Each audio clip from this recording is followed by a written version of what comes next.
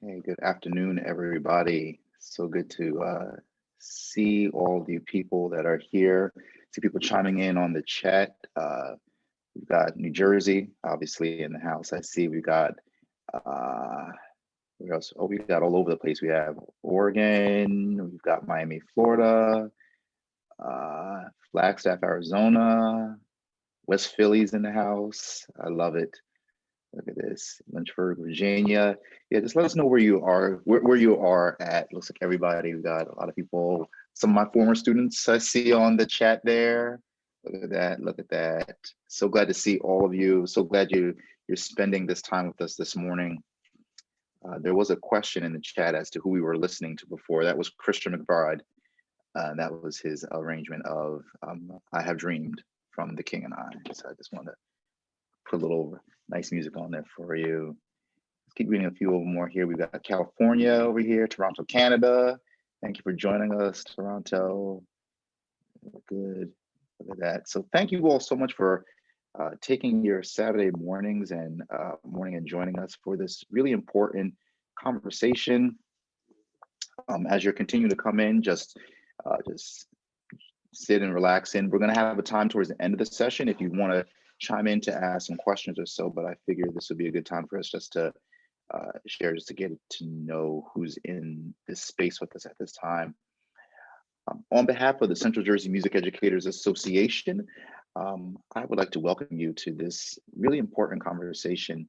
My name is Wayne Millette, and I have the pleasure of being the president of this organization. And typically we don't get a chance to do a lot of workshops through our group, but this year, because of COVID-19, we've really pivoted and we've shifted to doing, we started to do online presentations and online workshops. And when given the opportunity to talk about something, I felt this was really important. And I felt this would be a good space for us just to have this conversation. So I invited some really great friends of mine to chat, and I'm going to introduce them momentarily, but I would like to get started with just talking a little bit about what we are here for, and as I like to call it, the why we are here. And I really believe the things that have brought us here today, if you look back over the last year, 2020, there was what a lot of people were referring to as the racial reckoning. That there was this great moment that happened, great and terrible moment that happened with George Floyd, and it seemed like America had this epiphany. But for all of us that I think are, for a lot of us that are on this chat, and I know for all of us on this panel, this was not anything new. We have seen this before. And so while there has been this racial reckoning in 2020, it really comes out of a long history of racial inequity and injustice that has occurred in this society for many years. And so as we're looking through this, we as educators are always looking for how we can use these moments as what we would call teachable moments, or as for those that use the Danielson model, flexibility and responsiveness.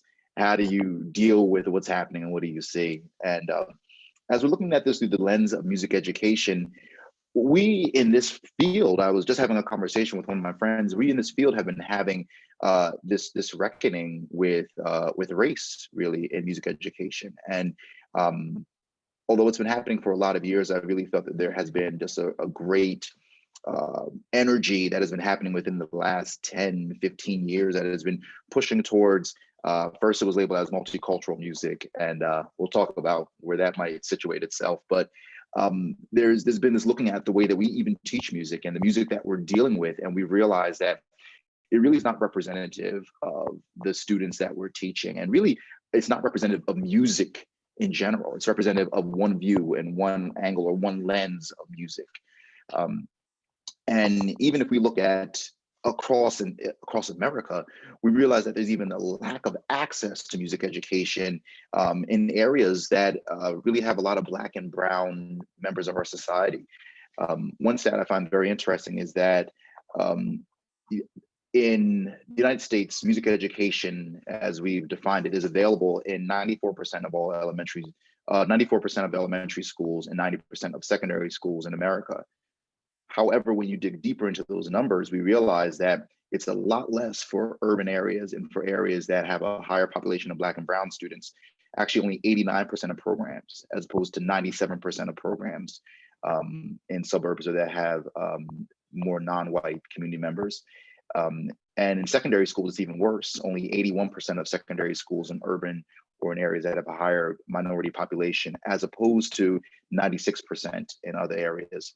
So the need is there, and there's really just, we really want to dig into how we as a profession could really begin to make some changes there. I would even say on a policy level, but even within our own profession, there is just a dearth of there's a dearth of color. There really is not a lot of teachers of color throughout the country. 86% of the music teachers in America identify as being white.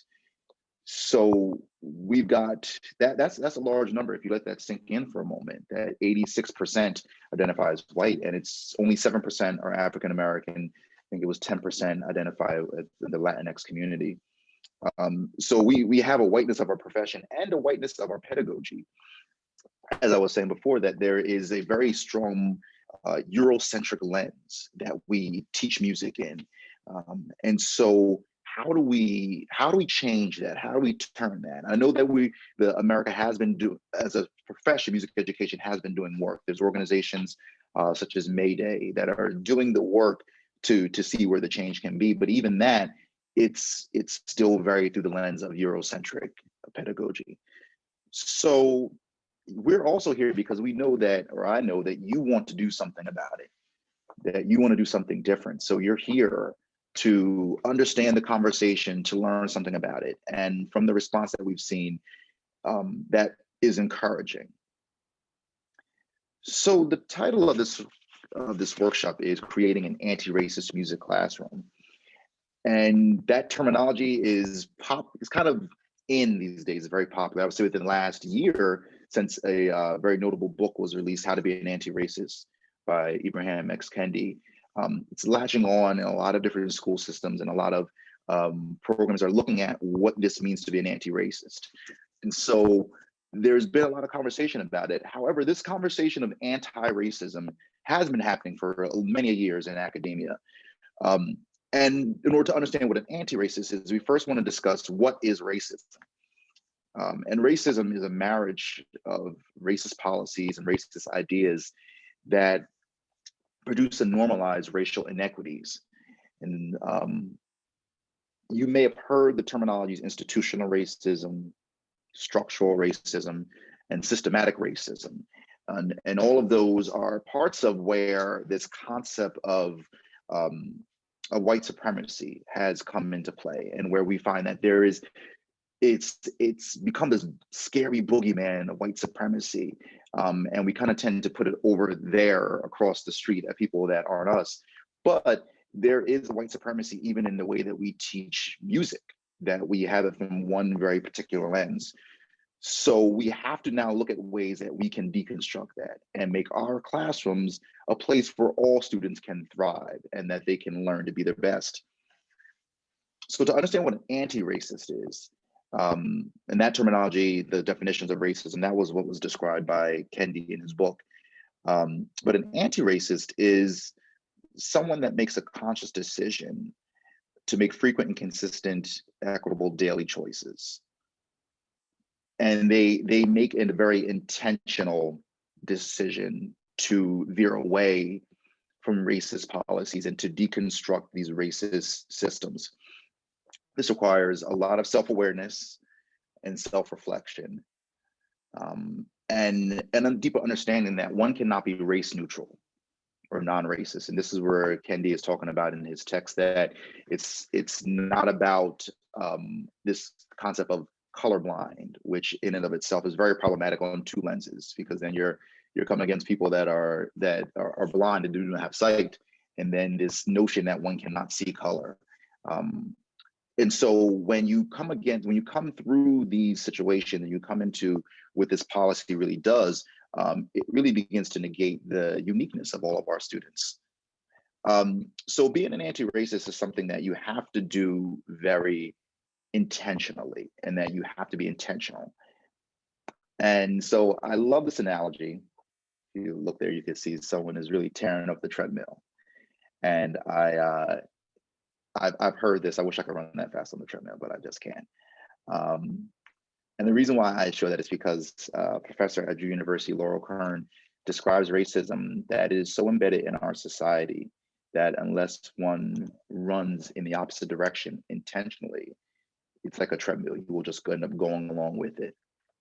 And when I think of the term being an anti-racist, that's what I think about, being intentional about tearing down different structures that we have in our society in such a way that then goes against the grain of what has already happened in society concerning race.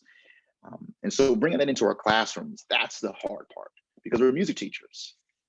And how do we do that? Well, I think for me, the best way to do it is to, number one, have so much information that you understand the complexities of race and you understand the nuances of it, and then how to deal with it in a sensitive way. And that's why we're having this conversation today, because we want to talk with some people, some experts that can really describe what we can do as a profession, how we can get on this right side of the tracks.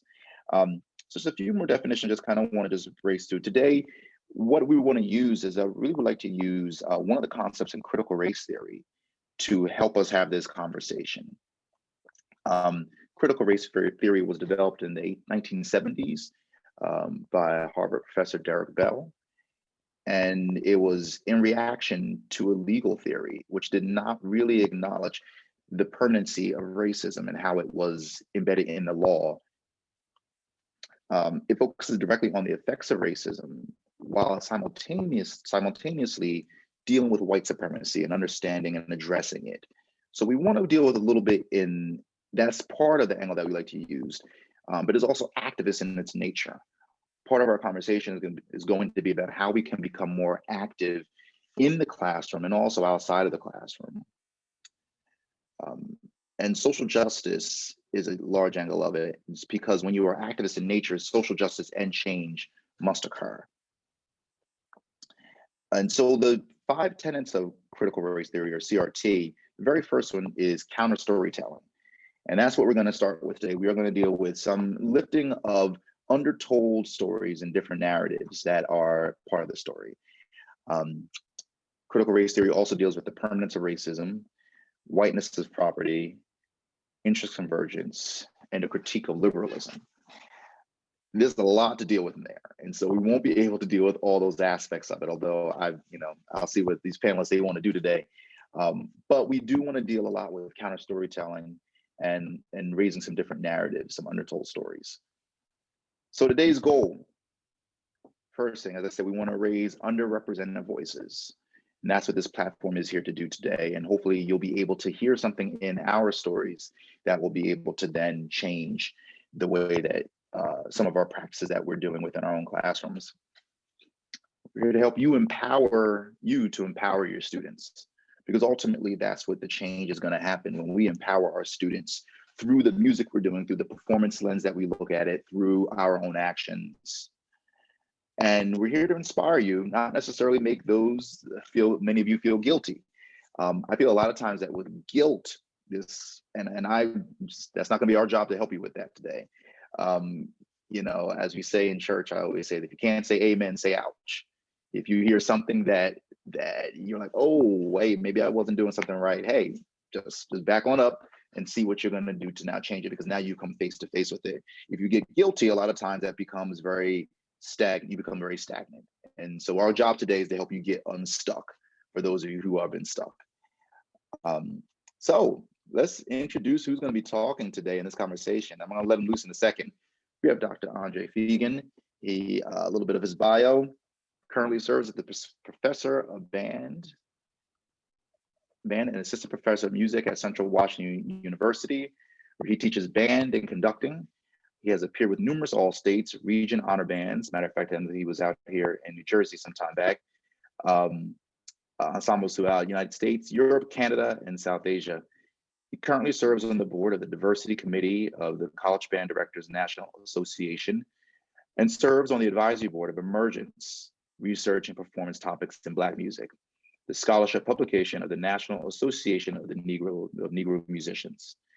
Dr. Fegan also holds a Doctor of Musical Arts in Wind Conducting from the University of Arizona, Fred Fox School of Music. Just put your hands together. Let's welcome Dr. Fegan. Our next panelist, Dr. Joyce McCall. Dr. McCall was appointed to the faculty of the University of Illinois in 2018. Prior to her appointment, she served as a postdoctoral resident scholar and visiting assistant professor in music education at the Indiana University's Jacobs School of Music. McCall served also as the assistant band director at MacArthur High School in Texas and the Woodwind Marching Band specialist in Alabama and Arizona. Sorry, I lost it there. She earned her PhD in music education from Arizona State University, something about the Arizona area, I guess y'all like to go to, and Master in Music Education, Bachelor in Music and Clarinet Performance from the University of Southern Mississippi. Her research centers on race, class, culture, and culturally relevant pedagogy. I'm your panelist, Wayne Millette. I'm the supervisor of fine arts for the Scotch Plains Fanwood School District. I'm formerly the director of choirs and music theory at Summit High School in Summit, New Jersey. I am the president of Central Jersey Music Educators Association. And I'm also the core procedures chair for the state of New Jersey. You could read all my bio later on, but just a point of note there that I am currently a doctoral candidate in music and music education at Teachers College, Columbia University. You also see here that we have our moderator, our room moderator, Isaiah Mason. He is joining us here today, and we want to thank him for coming along. He's going to be helping to moderate the chats as well on the side, so he'll kind of present questions to us as you go if you have different questions. As I said, we'll have a moment in the conversation for questions, but if you want to put something in the chat that you just have a burning question you want to have answered, I'm just going to let you go at it.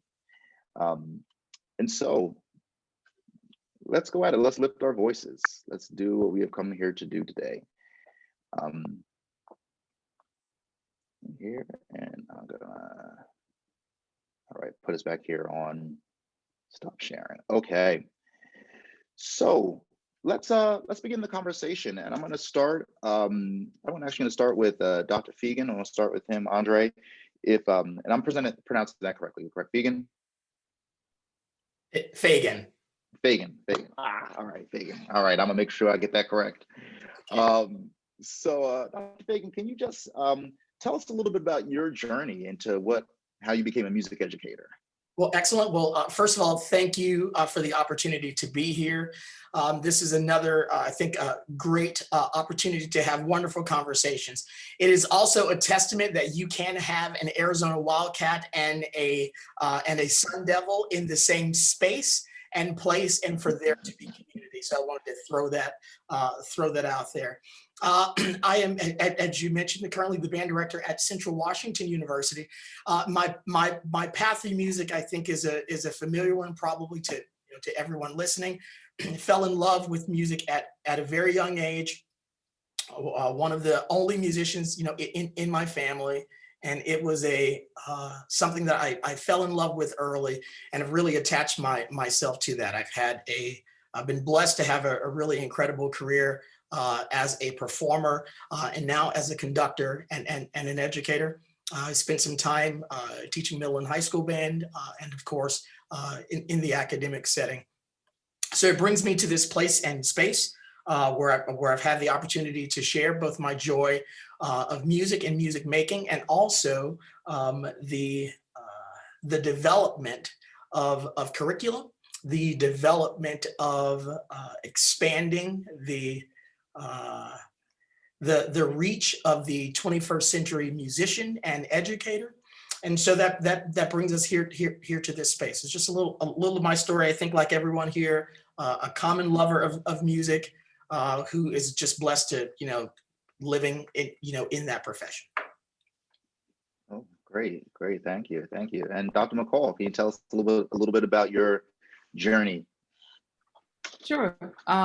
Well, it's really funny that I'm sitting here thinking about how I got here, and it all had to do with either my experience as a racially marginalized individual in music and music education, or observing or trying to disrupt that sort of thing with students when I taught in Houston, Texas. I taught in a predominantly Latinx school district in Aldine ISD, and just personal experience, always, that common sort of badge, not so much badge of honor, being either the only or one of few, either at all-state band as a kid or being one of few Black Texas band directors and also female, but then moving through various degree programs. So you start with the undergrad, and music programs in this country, particularly predominantly white institutions, is the most exclusive space on campus in terms of race, and ethnicity. When you look across ensembles, I was the only Black person in the Symphonic Winds at Southern Mississippi in 1999-2000 season. And then I got a master's degree. And then I spent 14 years in the Army bands as a Black female. And even that is very exclusive. And so you start to see these patterns. And I began to ask questions, well, why? Or, I grew up in Mobile, Alabama. There's like Black schools and there are white schools. And then when you look at how they teach music, what they produce and how they produce the music, the articulations of music or expressions are very different. And oftentimes what is produced in Black schools is often viewed as inferior or inadequate or very aggressive. And oftentimes what is produced in white spaces is often deemed as appropriate, legit, right? So it was all of those things that I began to ask questions, but I also got mad enough or even pissed off enough to say, I'm gonna go get a PhD. And I wanna do it at a school that welcomes what I bring. And Arizona State for me was that space. So I started looking at historically Black colleges and universities and seeing those stark differences between not just the music making, but also whether or not the space welcomes difference, right? So I began to look at critical race theory, as well as culturally relevant pedagogy, double consciousness theory by W.E.B. Du Bois. And it began to take off in a number of directions in terms of my work. But the more, you spend time in this great country, it begins to sort of help define your path, right? You begin to see more of a priority here or there. For me, it was race and racism. So now I currently teach a lot of courses centered on culturally relevant pedagogy, critical race theory, looking at how we can use those tools to not just understand, but to also disrupt and dismantle. So that's sort of like a snapshot of my sort of journey through observation and also being a participant of this whole ecosystem. So I just want to keep taking that and go down that road a little bit. Can you talk about, and then also Andre, you can chime in with this too, what it feels like to be that only person of color? And then Joyce, for you, I mean, you have the intersection of being the only Black female in that space. I mean, that's a whole, sure. I mean, another topic for that. But can you talk about what that feels like, and then what that could, just tell us about what that feels like. I guess I'll go. Well, at first, as a kid, you grow up and you hear your parents, folks talking about Black history, and so-and-so was the first African-American to do this. So-and-so was the first African. And so there's a little tinge of, wow, I'm special. But then that tinge and that sort of fantasy goes away when you begin to realize what it means to be the only, what it means to be the first. That means that you're the first to encounter racial injuries and the trauma that goes with it. You're the first to experience the neglect or the invisibility. And sometimes the visibility or hyper visibility, depending on how you look to folks in the dominant space. And in this case, since we're talking about race, it's white folk, right? And so there's this, it flips. So I still stand as the only Black person, period, to get a PhD in music education or a doctorate in music education from Arizona State University. It's the largest institution in this country. Literally, it's over 100,000 students. It feels, and it also feels backwards, because we're in the 21st century. But because of what Du Bois calls the color line, racism, it is extremely woven. It's endemic in American culture. So no matter where you go, it impacts your life or at least your journey in multiple ways. So I used to feel like, man, I'm special. I'm the only one. Apparently I must be that good. But no, the truth of the matter is that there are so many barriers, so many systemic barriers that have been set up, and you were some person to get through. That's it. Because there's so many other special people out there who are equally as talented, equally as gifted and incredible, but you were able to slip through those barriers, not because you didn't work hard. And I don't want to devalue anybody's journey, but there's so many barriers to get to where we are, to get a doctorate as a Black person in this country still. So it's the flip and the flop of it for me. Yeah, I think everything you just said, Dr. McCall, resonates with me strongly when I think of what I do now in my journey into this space. At every university that I have taught at this stage and at this level, I have been the only. And sometimes it's not only the first Black band director, but maybe the first Black faculty member. And yes, for me, the excitement of that wore off after the first time.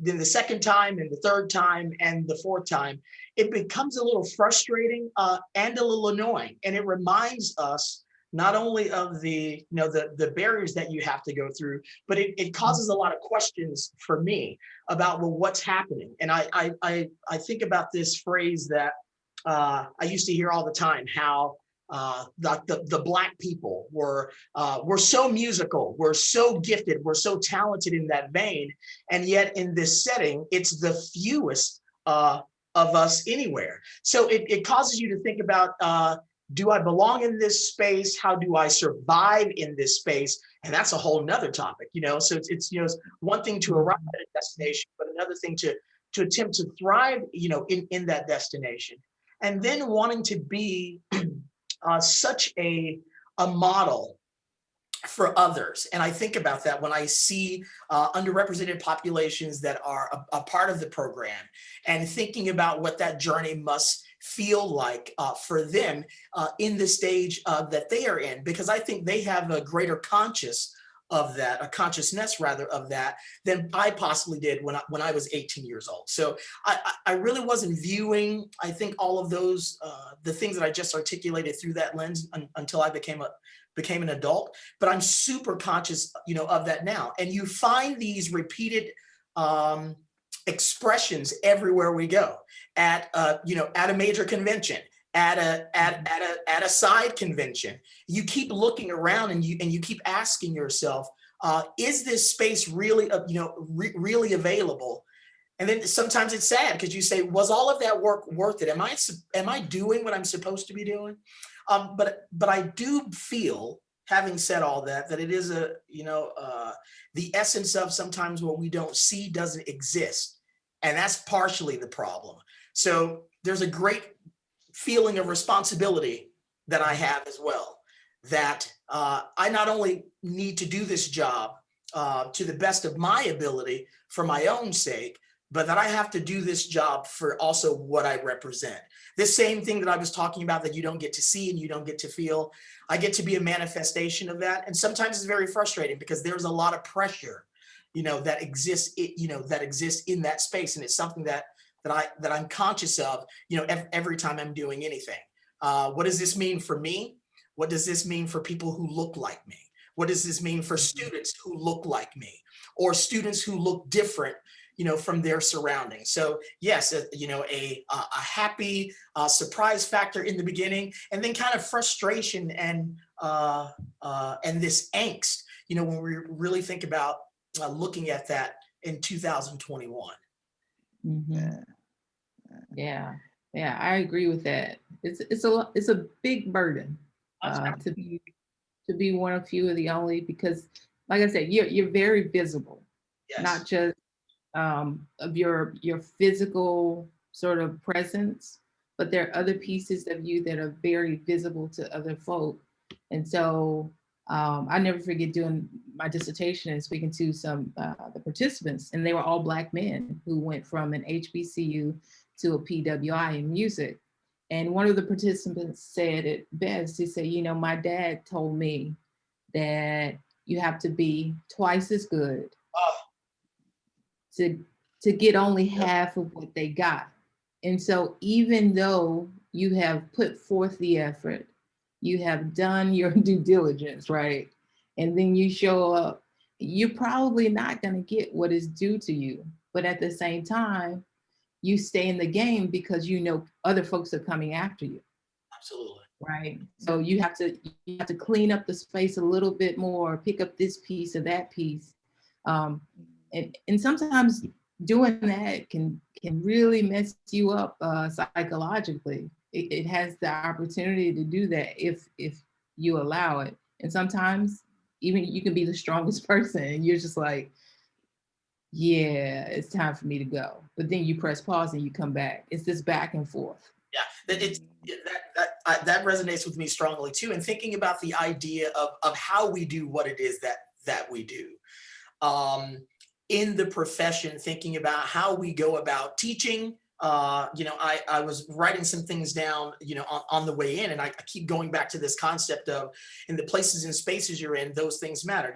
We teach what we are taught, and sometimes that very sentence can be the most problematic figure, ever. We become a byproduct of those experiences, and so trying to deal with being aware of who you are while being aware of what you're trying to do and what it represents is huge. And as you articulated, it gets very frustrating. I know that part of my ambition is to prove both to myself and to sometimes white spaces around me that I'm worthy of being where I am, talented enough to be where I am, and would like to be seen for the job that I'm doing, instead of the skin in which I'm doing it in. Although I never want to ignore that, but that's been a journey. That really has been a journey, because we lose a little bit of ourselves. You come into the profession saying to yourself, "How do I do this job?" Well, let me do it like I've seen it done in the white figures around me, even though that may not resonate with me or connect with me, because I'm not that person. But trying to reteach and reprogram, I've been trying to do that, with my students currently.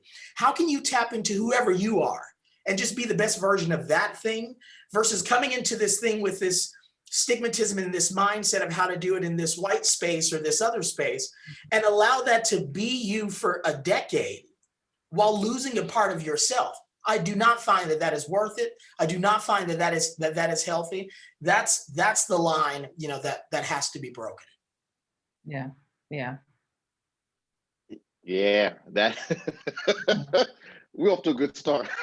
But it's so funny because I want to pick up, Dr. Fagan, what you just said before about about sacrificing a part of yourself.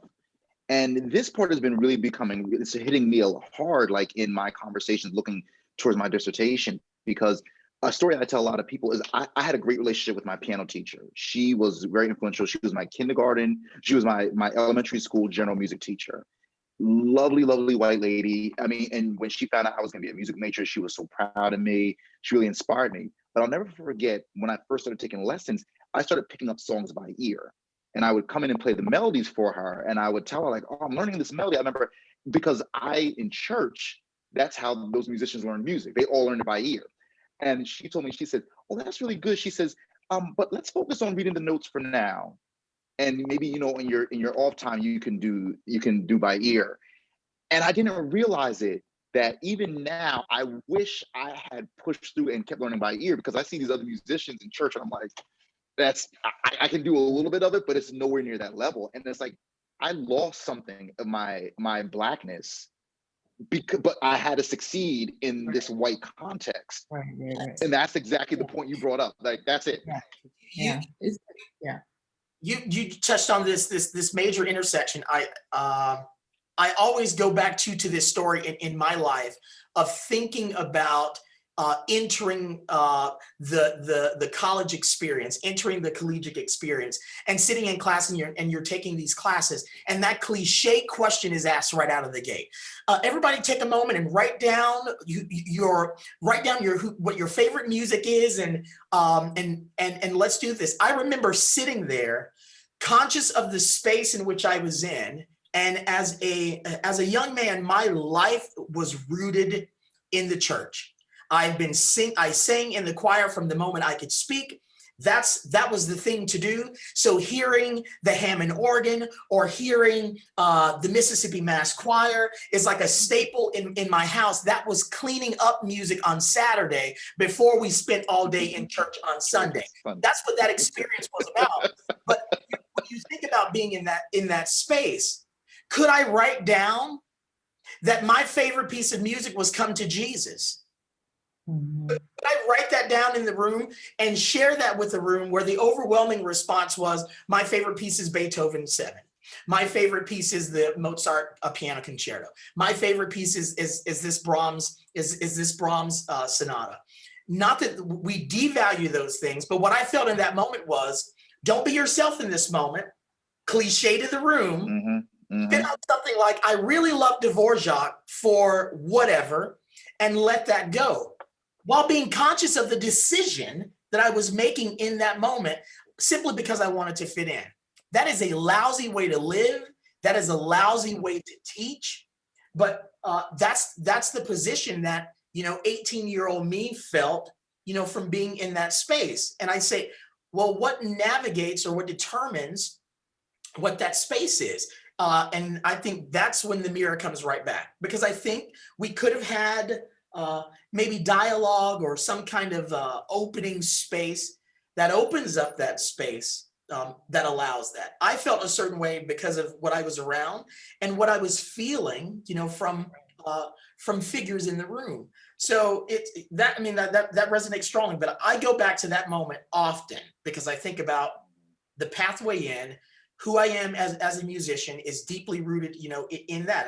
And I saw, people in agreement there. I can hear, I can hear the sound of a Hammond organ, and I can smell what's cooking in the church cafeteria area. I can smell it. It takes you right back. That's a part of the experience. Yeah.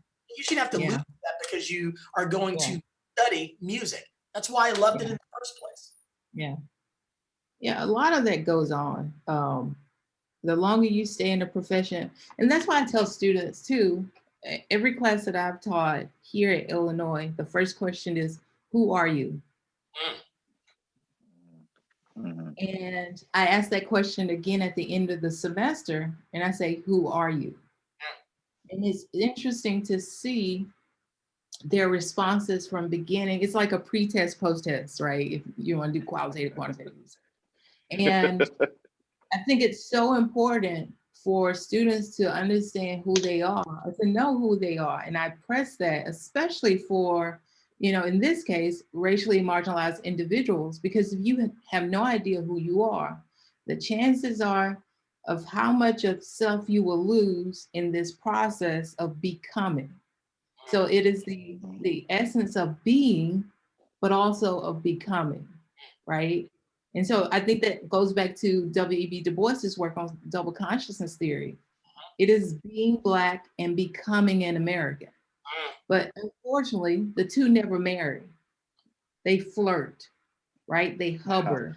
And I think that's what we negotiate, but simultaneously, it is about how I see me. Mhm. There's also I have to grapple with and wrestle with how they see me. Yes, yes, And you have to move through the world doing this ping pong thing, right? And even that shreds pieces of you. It's absolutely. like the welding, those folks who do wood art, and you gradually shape it into another object. And I think part of our sort of wrestling, I think at the end of Du Bois's quote, is like, um, something along keeps us from being torn asunder.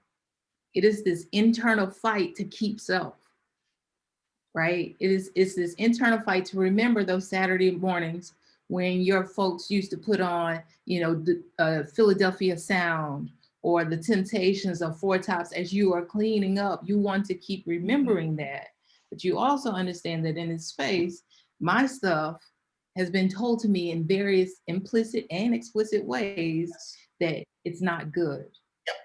When we all know that Black music is incredibly sophisticated, it is incredibly dynamic and difficult too. I mean, just the our tradition. I had a piano teacher, her name was Geraldine Oliver.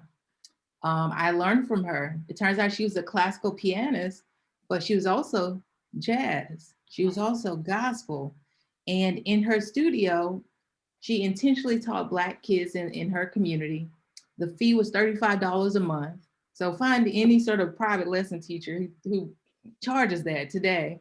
And we learned Beethoven and Chopin, but also at the same level of priority was Pass Me Not, What a Friend We Have in Jesus, stuff by the Andre Crouch. We had to learn that, and we had to perform it perfectly on stage because we talked about what it meant to play what Andre was mentioning. Like you can smell everything was cooking. You have to sort of embrace that spirituality and improvisation, Yes. right? So I teach Yes. jazz method here. And it's not the students' fault. I think it's music education's fault. But majority of the students that come into that class never did this. They never really had the chance to improv. And I say, have you ever played jazz? They'll be like, well, you know, in my high school jazz program, that's usually the story. I played so-and-so Take the A Train, you know, Duke Ellington. I'm like, okay, well, what else did you do? And usually it boils down to like what's on the page. Never what's here and what's here. Yeah. So it's really interesting in how these spaces shape how we value self, but also how we negotiate the simultaneous sort of the dual worlds. Absolutely. And what just touched me with what you just said is that whole concept of what your training was. And for me, like I tell my students this, I like to call that like fluid musicianship. And that's really what we should be, that's really what we should be teaching. Look at how you have the this Western tradition, right? Coupled with this tradition that's a part of you. Yeah. And that they're equal and that they're moving forward, you know, at the same level. I gave a presentation maybe 6 months ago, and I started with the joke of how many of us, you know, consider and remember, you know, great history texts like, you know, you're moving through the grout, or you're preparing for graduate examinations, or et cetera, et cetera, et cetera. And the running joke for me was, it's not until page 895 where I see or hear anything that I recognize as a part of who I am.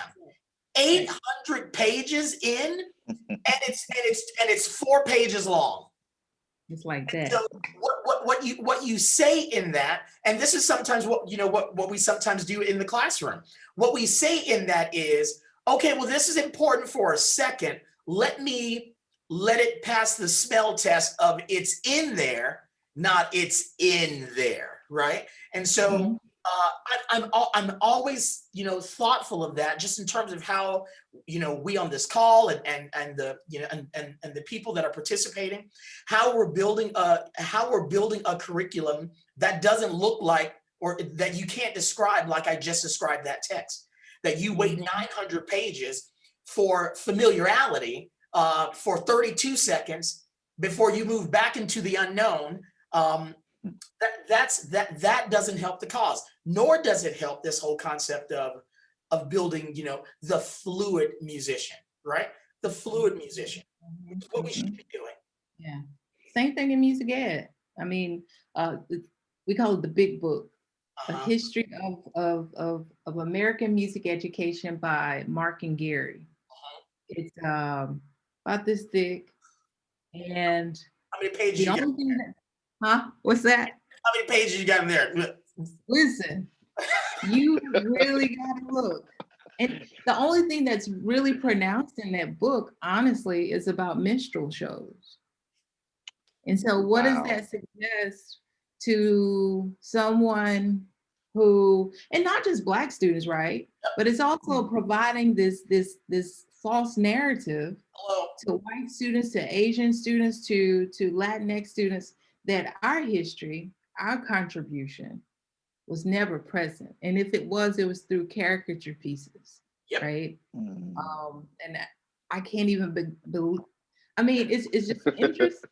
And then so when students grab or hold on to our music or anyone else's music, I think one of the hot pieces that I think is still hot now is Omar Thomas's Come Sunday, right? We talk about the Hammond organ, so that essentially is the experience. And I was having a conversation with someone. I said, well, you know what? I said, I'm glad people are playing our music through the wind band, but honestly, Omar Thomas was not the first. We've always been composing our music. Correct. But also when it's interpreted by others, particularly white folk, it has it's washed. And I think it's because they can only access what they see, what they hear, and they would never walk in our shoes. But then you have somebody on the podium who knows nothing about Black culture, who has not listened to the Mississippi Mass Choir, who has not listened to Shirley Caesar. You're about to, and it's like, well, I hear the chorus and it kind of gives you like this really nice feeling, right? But then we know good and well that if somebody like FAMU under the direction of Dr. Shelby Chippen or somebody like James Seda had his group to play it, it would sound different. Why? Because we know our own culture. We walk in our shoes. And so the inequity in it is that all of our music education experiences have been funneled into this false narrative. And I think some people, and there are some white folk out there and Asian, some of our Asian counterparts who are trying to pull it back and weave through and say, no, this is the truth. But by and large, you have curriculums that are set in stone roughly, or people don't want to move them. So it's just like, well, what are we doing? I can jump in and ask, you mentioned with music education. So what have y'all done to, as Dr. Fagan said, reprogram yourselves from what you were taught? What steps, when did you realize, oh, I'm actually perpetuating the same false narratives, and then going back to change it to actively be anti-racist or inclusive? I'm gonna speak the truth right now when I say that part of me is excited about the conversation that we're currently having, and part of it really ticks me off because I've been Black for 4+ decades. The idea that my culture and my music and the things surrounding that are just becoming important. I don't like it's hip to be Black. It's always been hip to be Black for me, and it's going to always be hip to be Black for me. But one of the things that Isaiah, to your question, is that age-old concept of like flipping the table over. flip the table over. If we know that the people who establish the curriculum aren't going to change the curriculum, then you change the curriculum, right? So those books and those guides only serve as tools. And living in the age of the internet and the age of technology, we have access that was not available 30, 40, 50 years ago. And yet we will like to rely on the opportunity to not use it. So if you have to build your own curriculum, that again, and for everyone on this call, the advocacy from me to you is, who is in your room? Like straight up for real, who's in your room? Do you know the students in your room? Have you created spaces where they bring things to you that allow you to see a little further than maybe your own understanding? And of course, the way I present and introduce things to my students, I think comes from my perspective, of course, and others. But it's about building your own curriculum where you don't think one is available. And I think Dr. McCall just said that, like, people are writing these places. People are writing. Could we have a history book that's more blah, blah, blah, blah, blah, blah, blah? Could we have a music thing that's, and what you get is you're met with, yes, I hear you, and we'll work on that. Well, in the meantime, while you're working on that, let me work on this, because we have an opportunity to do that. Reflect a mirror, let your students see themselves in that mirror through your curriculum. And if you're not currently doing that, abort mission. Right. And so it's not about feeling, and I love that Wayne said this earlier, it's not about feeling, guilty about it. I say that this concept of you've made a decision.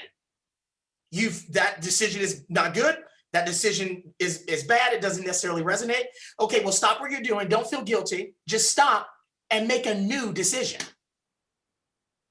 But that action, that's a now thing. I am no longer waiting for external factors to help me give what I know my students need while being honest and true to who I am. I'm no longer waiting for that. I'm no longer waiting. Yeah, I completely agree. Mm-hmm. Oh, sorry. No. I was going to say Dr. King just called it the urgency of now. So I was going to throw it in. It's about doing now. Go for it, Joyce. It's all you. Go for it. No, I completely agree.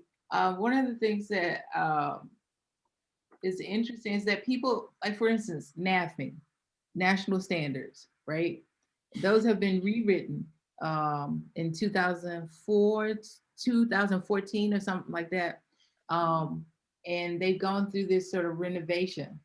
Well, at the end of the day, you're in your classroom.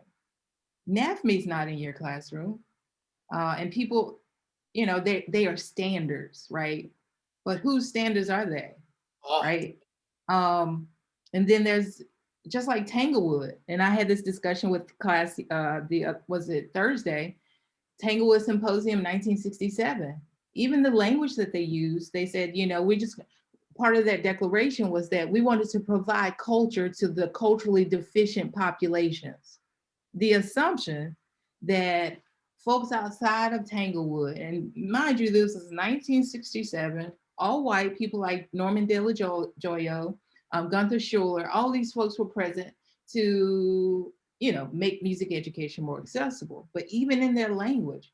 So my point is that these people are not in your class. You're in your class. You see your students every day.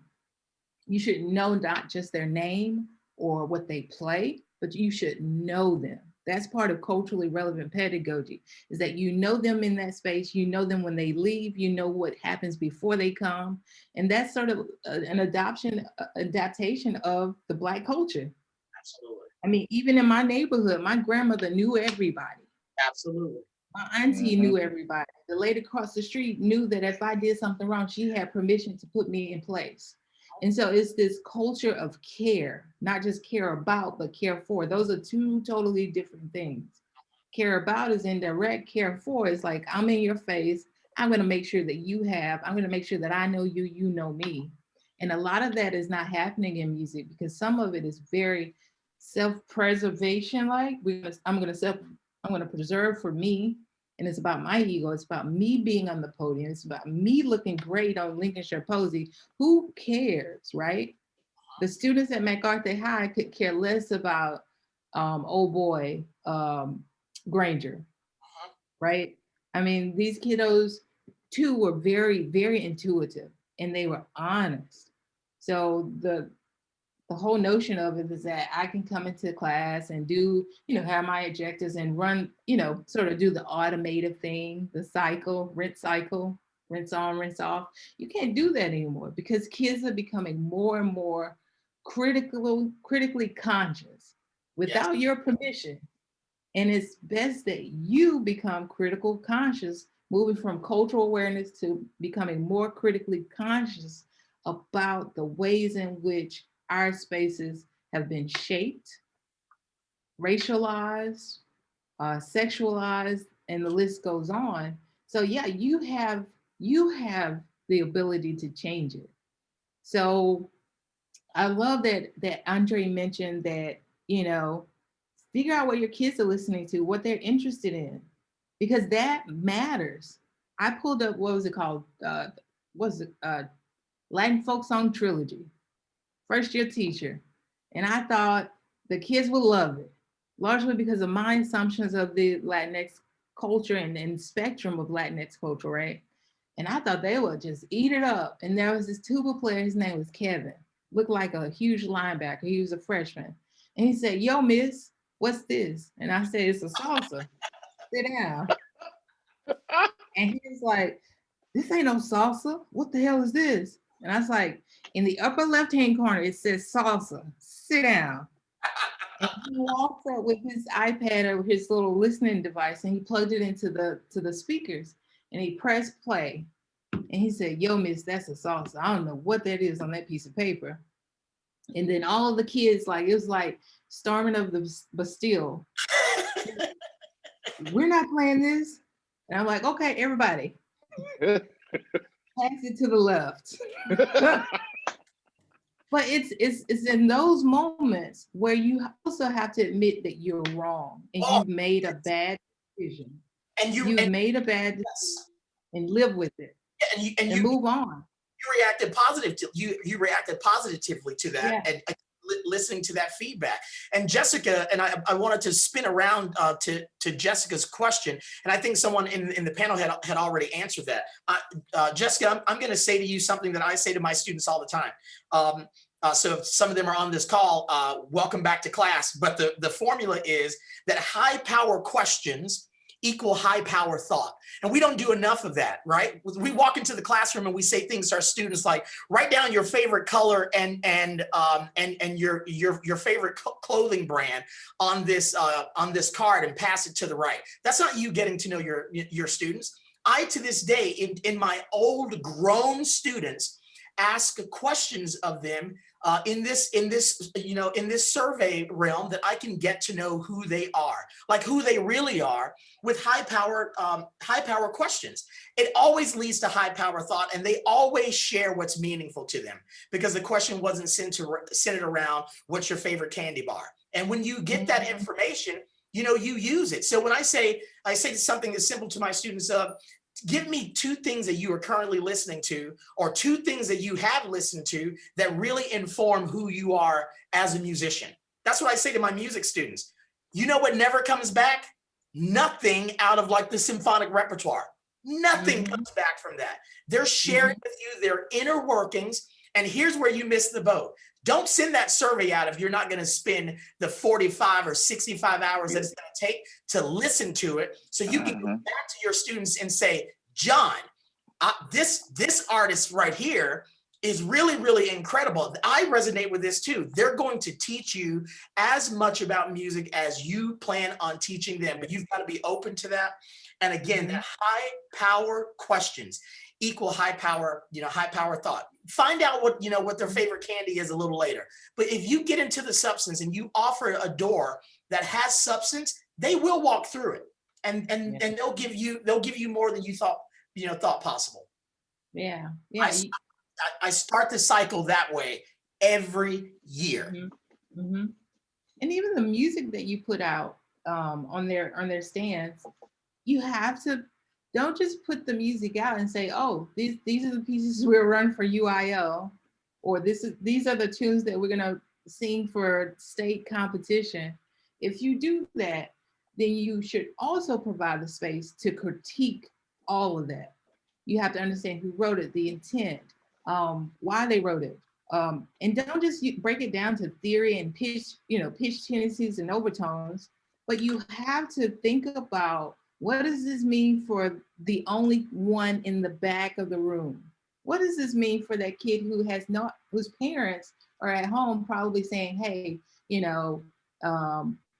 with this Trumpism stuff, but they're on the fence about a lot of things. But you just gave them permission to say, oh, this music sucks. But if you critique everything that's on that dang on stand, I mean, and I make this point in a lot of my talks, John Philip Sousa, there were a lot of marches that were dope that he wrote. For me as a clarinet player, I mean, technique wise, everything that he writes, okay, cool, it's interesting, except Chimes of Liberty and the Liberty Bell, which I hate. Sorry for those people who love those tunes. But there were things that John Philip Sousa did. What is it called? 3 Quotation Suite. The third movement, titled In Darkest Africa, was actually called something else. Yep. It was called N-Word in a Haystack. Yep. But people don't know that. Right. And Again, so not doing that work. not putting in the work. You gotta put the work in. You say John Philip Sousa, like you brought that up. I'm always drawn to, it's like, again, you've got to do the work, because as much as you can hear the Stars and Stripes on the 4th of July, that sometimes also takes me back to this work of John Philip Sousa called Dwellers of the Western World. Mm-hmm. And that is a 3 movement suite that is called Red Man, White Man, right. Black Man. It is for me, again, I was in a space, like first seeing it on the program, like this can't be real. This has to be some kind of joke. Yeah. And then hearing it, it's the most offensive piece, in the universe. But again, if you don't know, right, it's not just about placing something on a stand. What, as you pointed out and articulated, what is the meaning? What is the purpose? Does it pass a smell test? How does it impact the mirrors that you're going to try to reflect back into the room? How does it, further connect with you? Those questions have to be answered, and you can't rely on some publisher to do that work for you. No, not even in the program notes, because, those are snapshots, right? To fit on a page, to fit in a space. And so you have to be if you spend so much time on the third movement of Lincolnshire Posy, a lot of people hate that movement, especially a lot of E-flat players on clarinet. But if you spend just that amount of time looking at that, then you need to spend a lot of time looking at somebody else's music, because otherwise you just put that music, oh, we're going to play the fun music. And I've heard choral directors say, oh, we're going to play the fun music now, and you're singing a Negro spiritual. What? Yep. So it's about being equitable, even in your research, even in your preparation, because otherwise, like I said, it's the implicit and explicit biases or messages that you put out. You can't continue to do that and then you say all students matter or all music matters, because you just said it doesn't in so many ways, right? I mean, there's a guy, the equivalent, who I think is actually far more brilliant than Sousa. His name was James Reese Europe. He was a Black lieutenant in the 369th Regiment. He actually served in the military, unlike Sousa, who played dress up. He was a trumpet player. He wrote marches. He worked with folks like Scott Joplin, and he emphasized the works. He actually played all of this music. He emphasized the music of Black folks, and somebody had the audacity to say, well, why don't you play something by Handel? And he said, if you want to hear Handel, you go down the street. Absolutely. So it's about knowing our history. And guess what? Black history is your history, white people.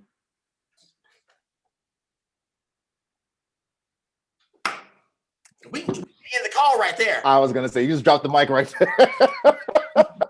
We could end the call right there. We could end the call right there. You know, it's so true, right? Yes, Patrick, saying it for the people in the back. The truth of the matter is, I was having a conversation. Said, if we just spun around for a second and said that literally the most consumed music in all of these United States of America, the most consumed music in the United States is hip hop.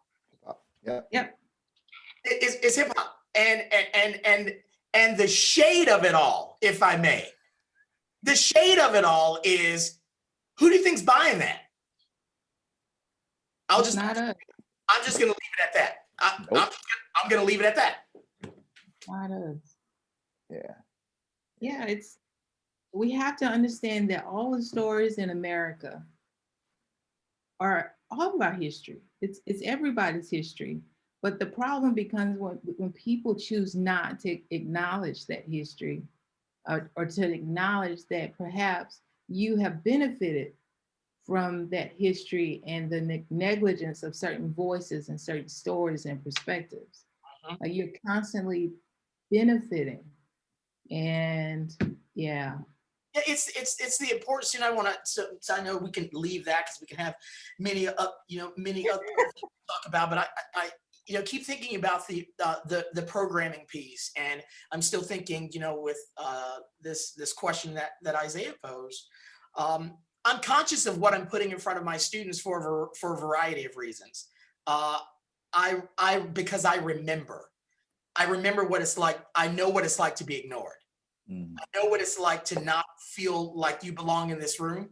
I hated that feeling. And one of the, my vices as a teacher is, how can I always flip that table over? How can I reach this person over here in this corner? Or how can I reach, this person? Which is why we come back to the conversation of knowing who's in the room and letting that awareness and that knowledge guide the decisions that you make.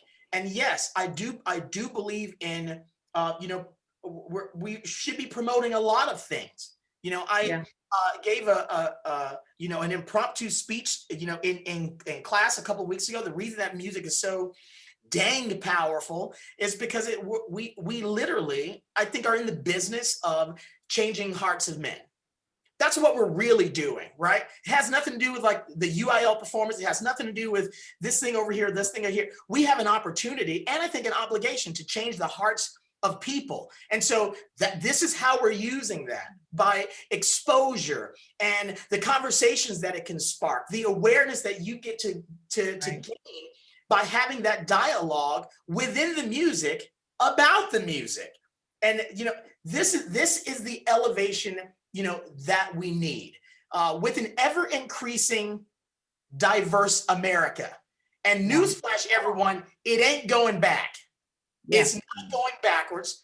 So how are we preparing both students who are currently experiencing music in our spaces, and how we're preparing for our current students to be able to teach in an ever diverse community that they are going to find themselves in? Yeah. Going to find themselves in. Mm-hmm. Yeah, we gotta respond to what I call, and what a lot of other scholars call, the demographic impairment. That our classrooms are becoming more and more culturally, racially, ethnically diverse than ever. And just as Andre said, it's not going back. But however, our teacher ed programs are not making that shift quick enough. And here at Illinois, majority of our students are white, right? And where are they going to teach? They're not going to teach in a place in Naperville, where they just came from, or Schaumburg in the suburbs. They're going to go and teach somebody else's children, other people's children. And so for us as teacher ed programs, we had better adjust to providing these folk with substantive tools that are robust enough, and not this multicultural stuff. Because multiculturalism is the umbrella. I call it the kitchen drawer. That's why you go and dump your, bills you don't want to pay, flashlights that don't work, and it erases Yes. Multiculturalism, just like for me, like the BIPOC thing, it allows people to erase and to mute folks. Yep. And so we have to acknowledge that this has happened. It's not something new. We've always been going towards this demographic expansion, but we have not been responding to that. Absolutely. And so that's why you get, like just in the news, I think it was in Wisconsin, a teacher who had this in her lesson. She said, she asked students, how would they punish their slaves? That was a part of the question. That was a part of the lesson. And part of that too, that person's just a horrible teacher. So there's no pedagogical tool that could allow her to create any sort of change in her class or to teach other people's children. However, we have to take up the responsibility of looking at this thing and saying, hey, our curriculum, what we're doing in our curriculum is not really providing students to go out and teach other people's children. Yes.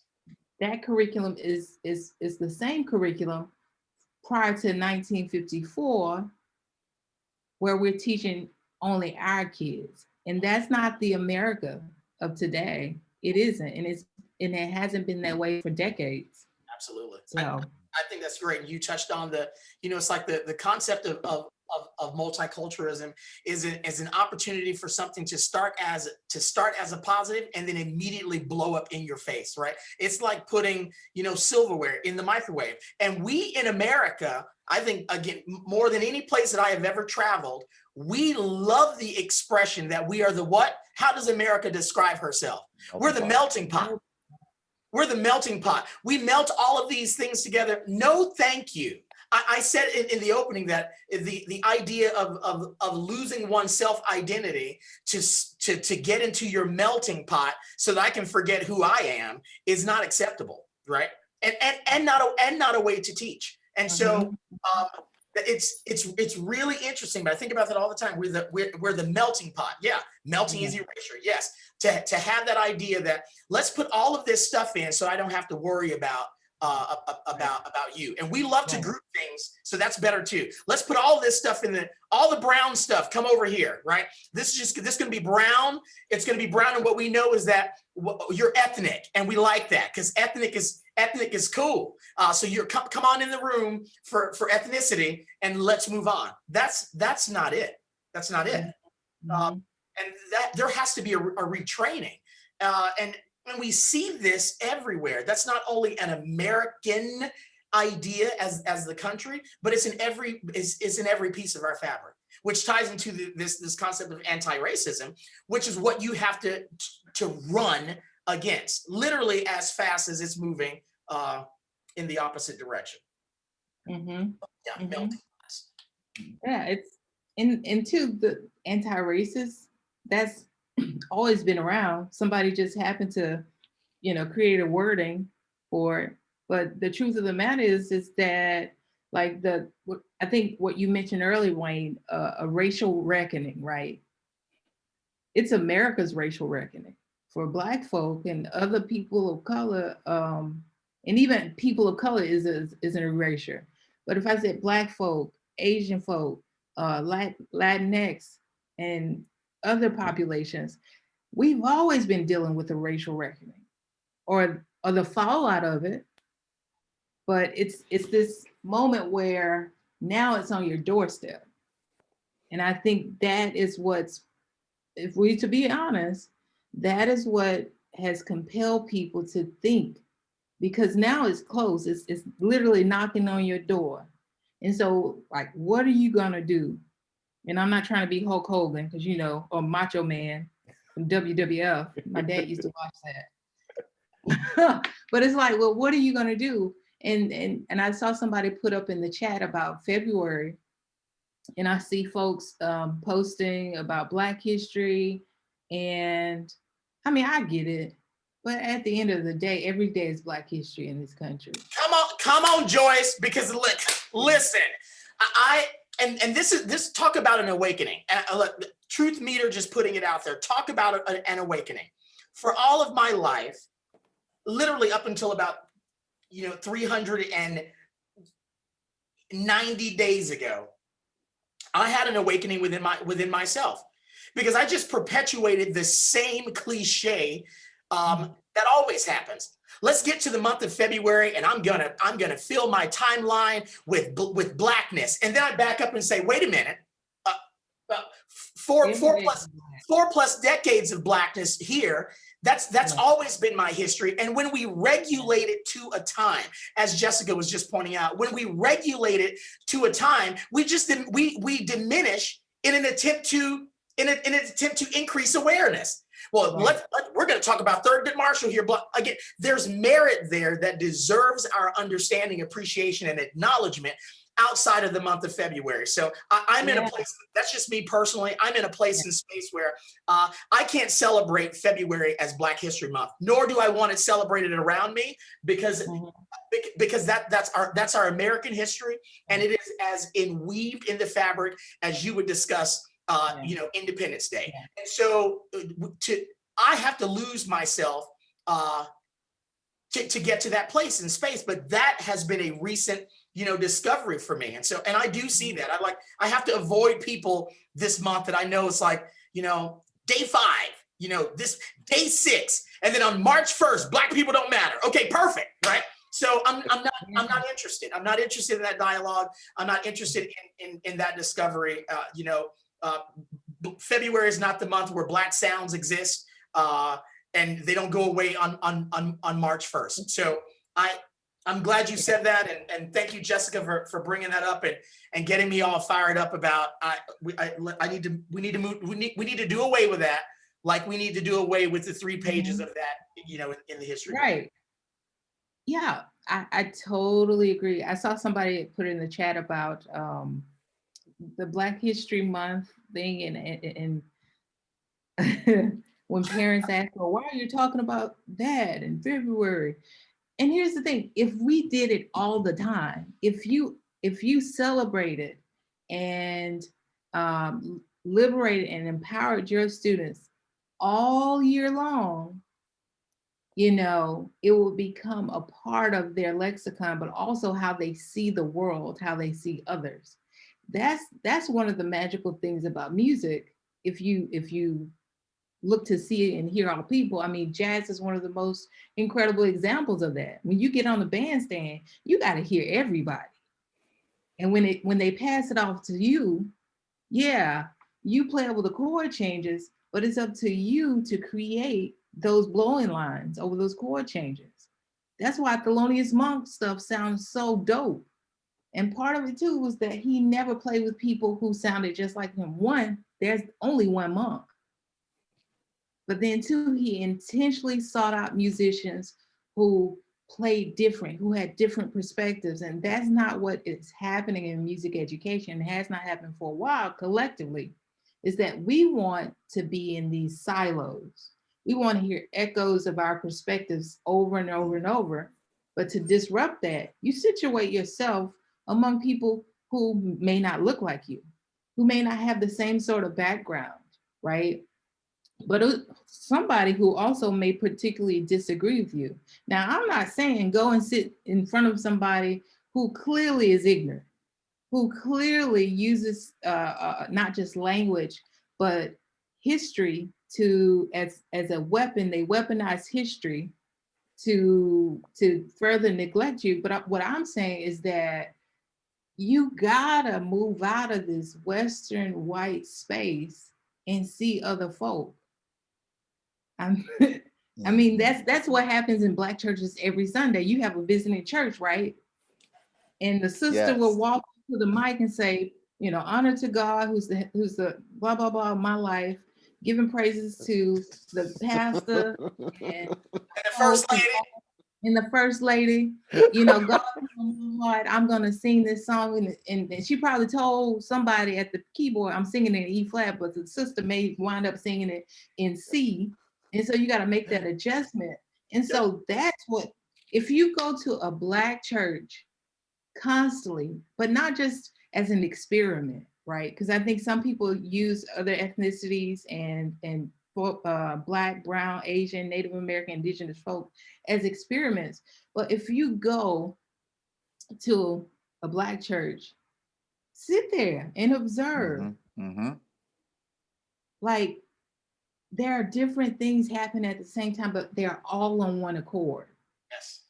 Right? Like, I remember sitting on that keyboard and the sister said, I'm singing this in A flat.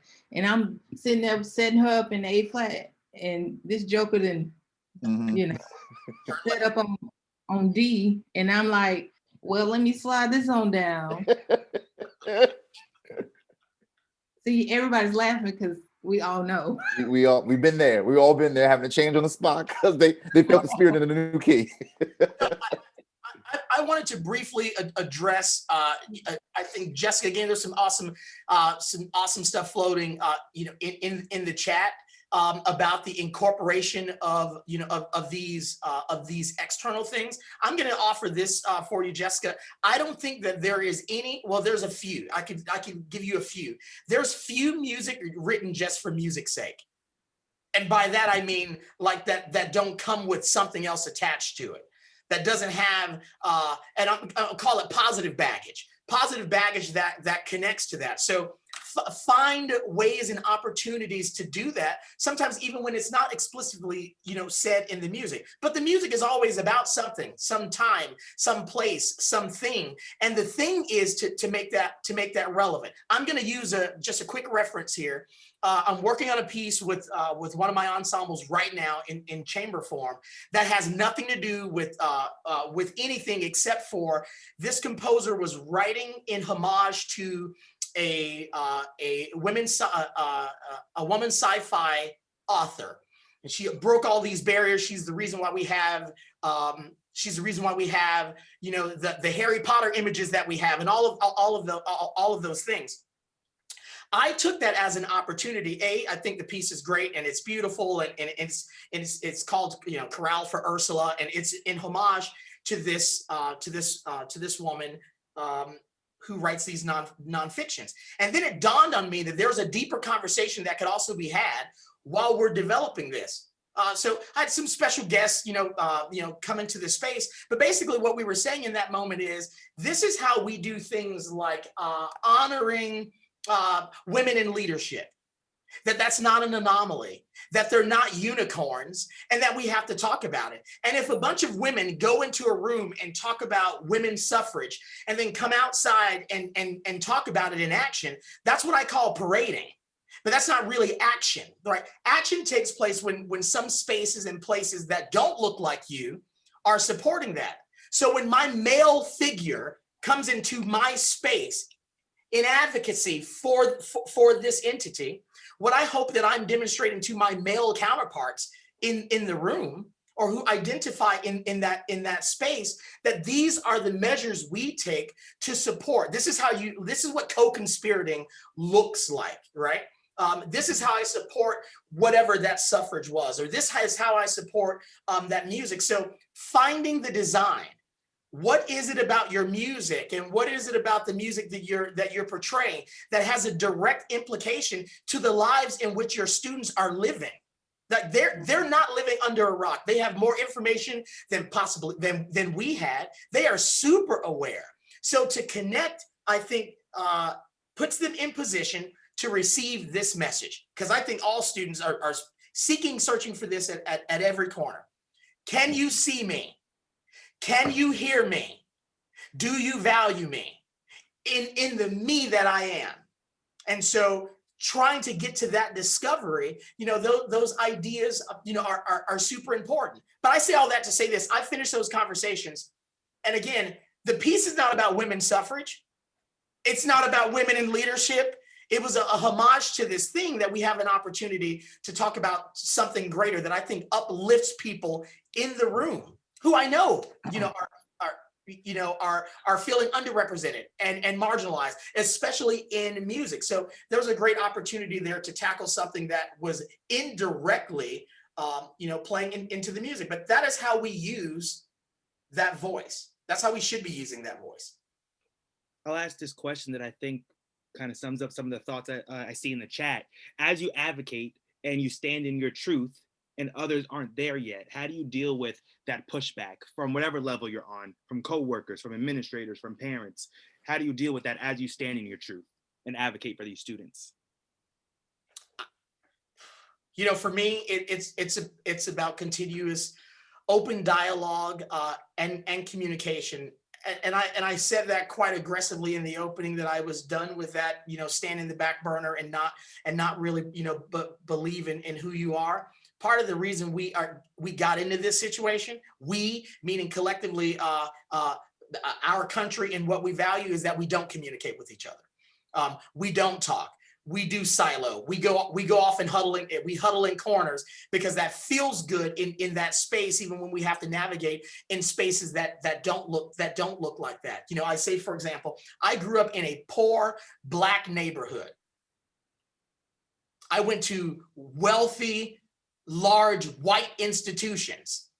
But how to do that dance? What that allows me to do in the profession now, I think is quite profound. But we have to have open dialogue and connection and communication with those around us. And there is going to be pushback, everybody. Hear me when I say that.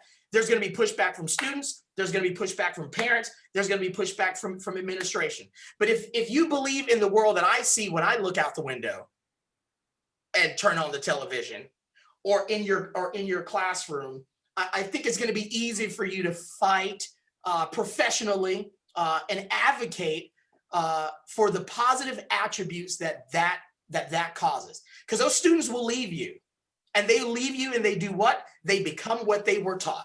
And so I want to plant the kind of seed that's gonna you know, reap the kind of harvest that is worthy of what we know that, you know, our situations and our places and spaces can be. So stand in that truth, communicate what it does and how it uplifts, how it transcends, how it transforms, and be courageous and keep moving.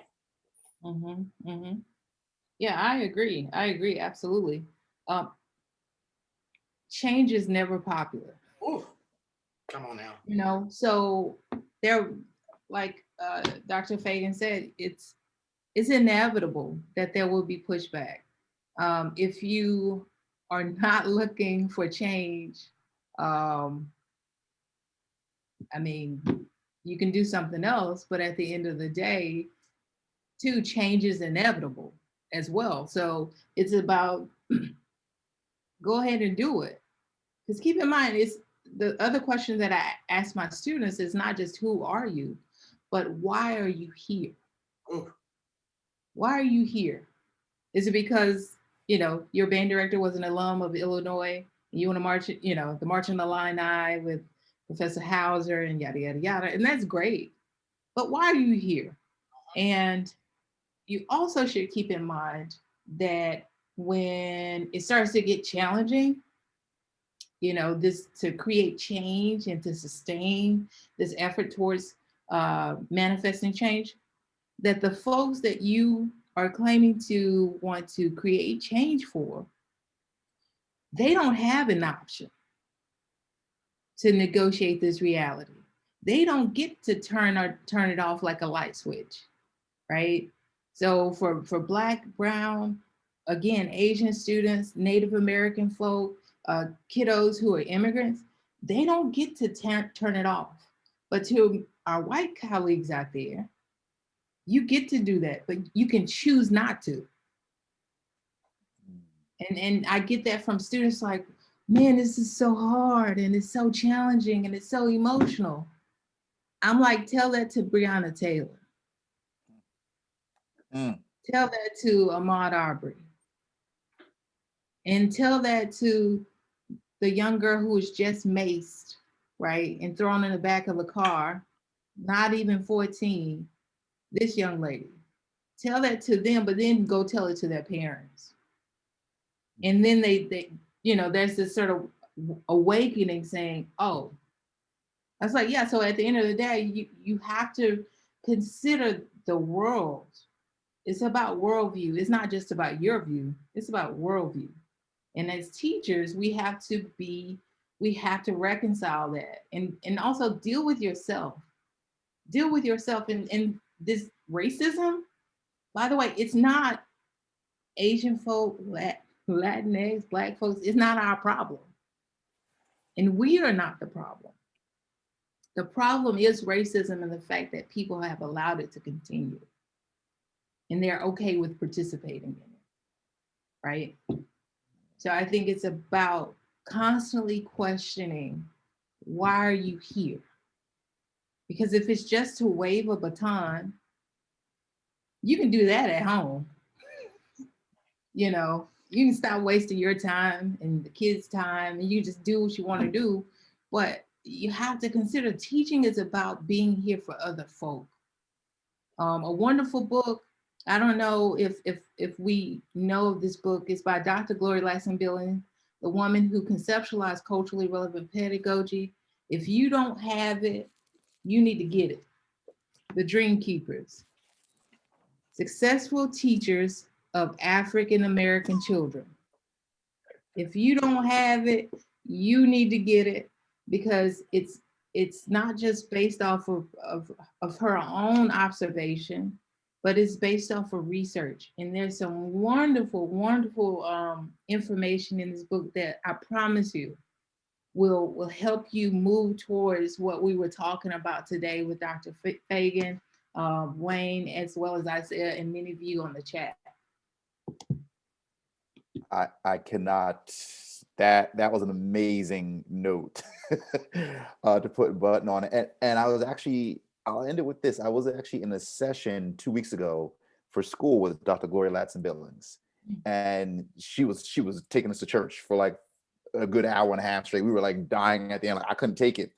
But she killed us with this one line when she said, when you complain about it, she says, baby, we're not called to win. We're called to struggle.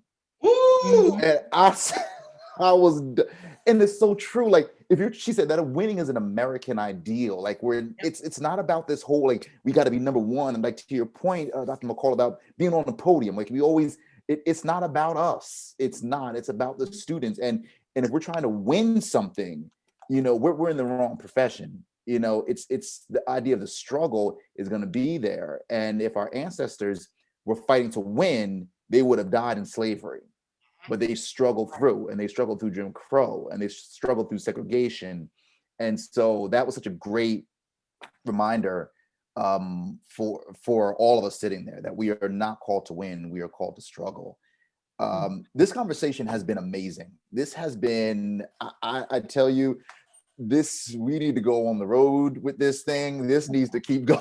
we can do this for a Saturday morning talk show. But I just think this was such an amazing conversation, and I hope that those watching were able to get something from it.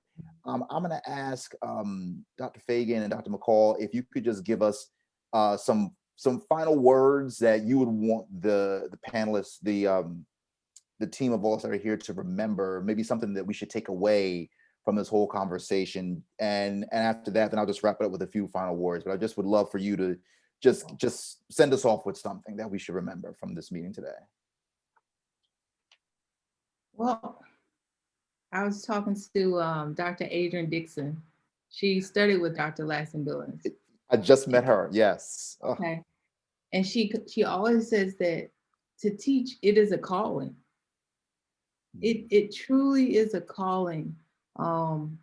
And it's also a lifestyle, actually, especially to be culturally relevant. It's not something, you know, like Dr. Fagan mentioned earlier, when Black History Month. No, it's year in and year out. So in terms of teaching, it's about the failures, but keep in mind that you can't fail too much, right? Because somebody's waiting on you to get it right. And you can't fail at the expense of your students. And so with that said, it's about refining, it's about self-reflection. So it's also about confronting self. A lot of it a lot of the issues in the classroom has to do with the one that's standing in front of the class. Mm-hmm.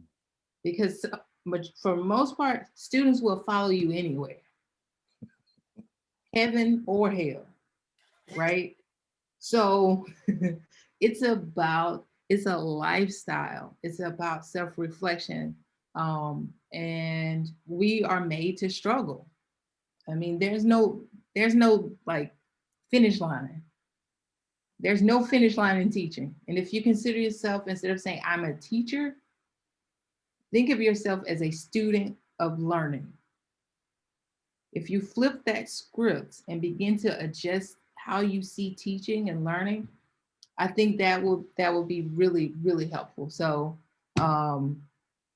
thanks to everybody who were able to be here, including my friends here on this panel. And listen, there's tons of resources out there. So. Awesome. Thank you for that, Dr. McCall.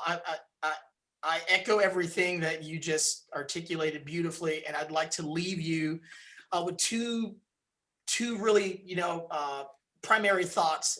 One of them is that the real questions and answers are found within your own communities. Don't ignore those. Provide the opportunity to ask the following questions and answer them. Who are you teaching? What students are in the room?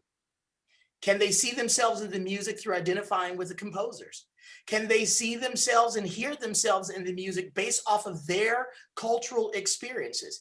And are they curious about music based on their experiences with you? Oh, that's a big one. Curious about music based off of their experiences with you. And I will say that as an adaptation of another text surrounding the work that this entails, because it is hard. And we often find ourselves shying away from things that are difficult. And I demand that you don't, that you have the courage to move forward. And here's what you can expect in that endeavor, that your courage will be tested as you seek a truth that you know may be painful.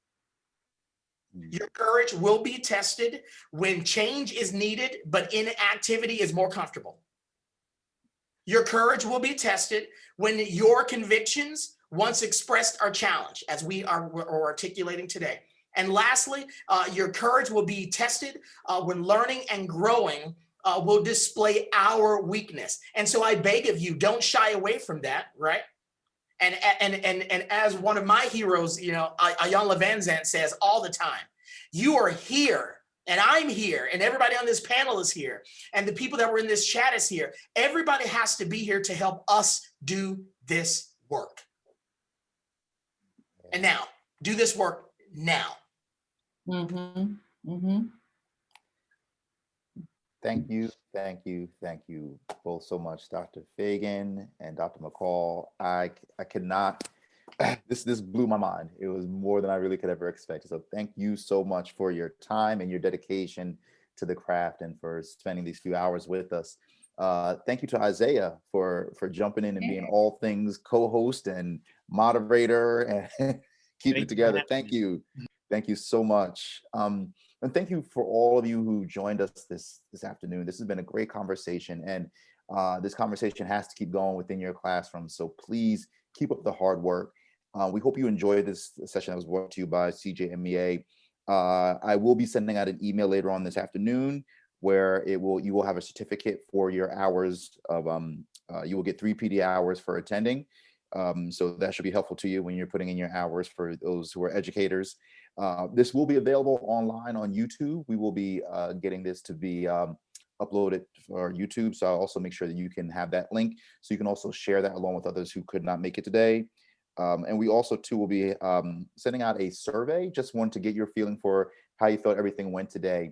At that time, we'll also be giving you a book list of some of the topics that were discussed today, some different blogs or videos that can continue to help you as you further your work to continue to be that critical music educator that we know is so in desperate need of today. So have a wonderful afternoon. Best of luck with everybody's endeavors, and let's keep the fight going. Thank you all so much and have a wonderful day. Thank you.